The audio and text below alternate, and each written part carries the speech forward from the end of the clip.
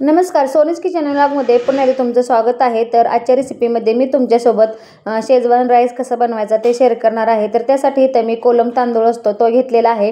तर मी तो 2 वाटी घेतलेला आहे। तुम्ही ह्याच्या जागेवर बासमती कुठला पण तांदूळ घेऊ शकता। तर इथं मी कोलम तांदूळ अर्धा तास भिजत ठेवला होता। त्यासाठी कांदा पात घेतलेले 1 वाटी आणि एक मोठा बाउल भरून असं मी कोबी घेतलेला आहे। 3 हिरव्या मिरच्या कट करून घेतलेले आहेत। आलं लसूण बारीक चॉप करून घेतलेला आहे आणि तर शेजवान चटणी असते मी ती घेतलेली आहे। तुम्हाला किराणा स्टोअरमध्ये कुठं पण ही चटणी ना मिळू शकेल। तर आता सगळ्यात पहिले आपल्याला काय करायचं आहे, हा भात आहे तो शिजवून घ्यायचा आहे। तर अर्धा तास भिजवल्यामुळे पटकन आपला भात आहे तो शिजून होतो। तर त्यासाठी इथं मी पातेल्यात पाणी गरम करायला ठेवलेलं आहे। पाणी आपल्याला उकळलेलंच पाहिजे। उकळलेलं पाणी असलं की काय होतं की आपला भात आहे तो पटकन शिजला जातो। त्याच्यामध्ये मी 1 चमचा एवढं मीठ घालून घेणार आहे। पाण्याला चांगली उकळी आलेली आहे। आता ह्याच्यात आपण जो तांदूळ आहे तो घालून घ्यायचा आहे। लक्षात ठेवायचं आपल्याला उकळी आल्यावरच तांदूळ घालायचा, गार पाण्यात तांदूळ घालू नका, नाहीतर शिजत नाही, असं मोकळा सुटसुट होत नाही। आता संपूर्ण तांदूळ आहे तो आपल्याला ह्या पातेल्यामध्ये घालून घ्यायचा आहे।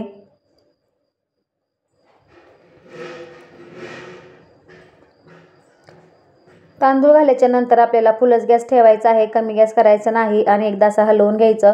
जास्त सारखं असं हलवत बसायचं नाही। एकदा हलवलं की फुल गॅस करायचा आहे आणि तसाच भात आहे तो शिजवून घ्यायचा आहे। तर आपल्याला भात आहे तो 80% शिजवायचा आहे, संपूर्ण शिजवायचा नाही। आता भात शिजत आहे तोपर्यंत आपण पुढची तयारी करून घेऊया। तर त्यासाठी इथं मी कढई गरम करायला ठेवलेली आहे आणि कढईमध्ये आपल्याला 2 पळी एवढं तेल घालायचं आहे। इथं तुम्हाला बटर आवडत असेल तर बटर घालू शकता, तूप घालू शकता, पण इथं मी जे आपलं खायचं तेल असतं रेग्युलरचं तेच घालून घेत आहे।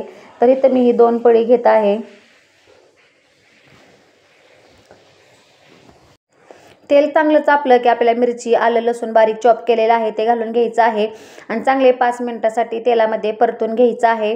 तेल चांगलं कडकडीत तापलं असल्यामुळे लगेच आपलं हे जे आलं लसूण आणि मिरची आहे ते लगेचच तळून होते। तर मिरची तुम्हाला आवडत असेल तर घाला, तुम्हाला जास्त तिखट पाहिजे असेल तर मिरची घाला, नसेल तिखट आवडत तर तुम्ही मिरची नाही घातली ते चालेल। आता सगळ्यात पहिले आपल्याला कोबी घालून घ्यायचा आहे।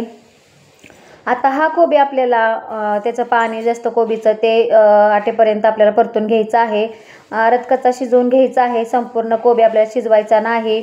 जर का तुम्ही बाहेर मंचुरियन म्हणा, कोबी शेजवान राईस म्हणा, हे जे नूडल्स म्हणा ते खाल्ले असतील त्याच्यात तुम्ही बघितलं असेल की त्याच्यात कोबी आहे तो कच्चा असतो, जरा अर्ध कच्चा असतो निम्मा, त्याच्यामुळे आपल्याला तसंच ठेवायचं आहे। आता चांगले 2 ते 3 मिनिटासाठी परतून घ्यायचं आहे आणि झाकून ठेवून आपल्याला 5 मिनिटासाठी हा कोबी आहे तो शिजवून घ्यायचा आहे।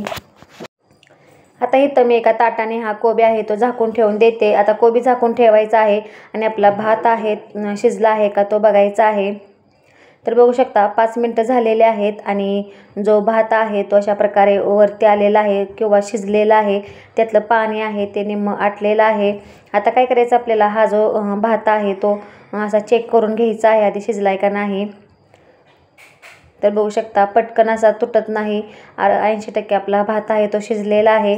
आता हा लगेचच मी एका ताटामध्ये काढून घेते।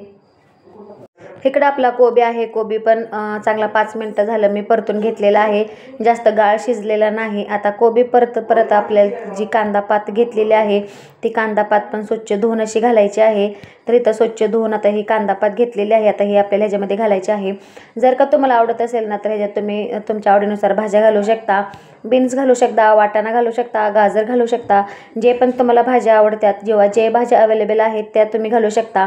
पण इथं मी फक्त कांदा पात आणि कोबीच घातलेला आहे। आता कोबी आणि कांदा पात आपल्याला चांगलं परत 2 मिनिटासाठी परतून घ्यायचं आहे। तर कांदा पात जास्त वेळ लागत नाही शिजायला, ते पण आपल्याला थोडीशी कच्चीच ठेवायची आहे, जास्त शिजवायची नाही।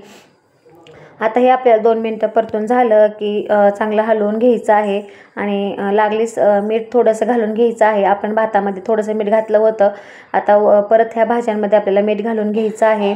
मीठ घातून झालं की चांगलं हलवायचं आणि लगेच जी शेजवान चटणी आहे ना तर ती घालून घ्यायची। तुम्हाला कितपत पाहिजे, जास्त लाल पाहिजे राईस का तो असा पांढरा पाहिजे त्याच्यानुसार तुम्ही चटणी वापरू शकता.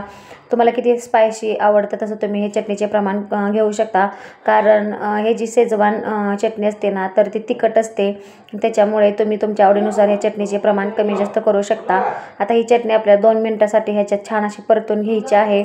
आणि जो भात आता मी पाण्यामधून काढून घेतलेला आहे तर अशा प्रकारे बघू शकता निथळून घेतलेला आहे त्यातलं पाणी, आणि काही ताटामध्ये पण आम्ही भात काढून घेतलेला आहे. आता संपूर्ण आपल्याला ह्याच्यामध्ये घालून घ्यायचं आहे आणि एकसारखं असं हलवून घ्यायचं आहे. तर मला इथे थोडी चटणी कमी वाटली म्हणून परत मी वरून घातलेली आहे. आता छान असं या भातामध्ये आपल्याला मिक्स करून घ्यायचं आहे. तर बघू शकता मस्त असा मोकळा सुरसुरीत आपला भात आहे तो शिजलेला आहे. आता छान असा परतून घ्यायचा आहे. तर हा जो मी राईस बनवलेला आहे तो 4 ते 5 लोकांसाठी हा पुरणार आहे. तर मस्त अशी टेस्ट लागते. आता छान असं मी ह्याच्यामध्ये मिक्स करून घेते चटणी. झटपट आपला इथं हा शेजवान राईस तयार झालेला आहे. गॅस बंद करून मी 5 मिनटासाठी तसा झाकून ठेवलेला होता. आता झाकून ठेवून खाली उतरून घेतलेला आहे. त्यात मस्त अशी हिरवीगार बारीक कट करून अशी कोथिंबीर घातलेली आहे आणि छान असा आपला इथं शेजवान राईस तयार झालेला आहे. तर आजची रेसिपी कशी वाटली नक्कीच मला कमेंटमध्ये सांगा आणि व्हिडिओ आवडल्यास प्लीज लाईक शेअर सबस्क्राईब करा. तसेच माझ्या चॅनलवर कनेक्ट राहा जेणेकरून माझ्या नवनवीन रेसिपी तुम्हाला बघायला भेटतील. तर चला आता नेक्स्ट व्हिडिओ भेटूया. तोपर्यंत धन्यवाद.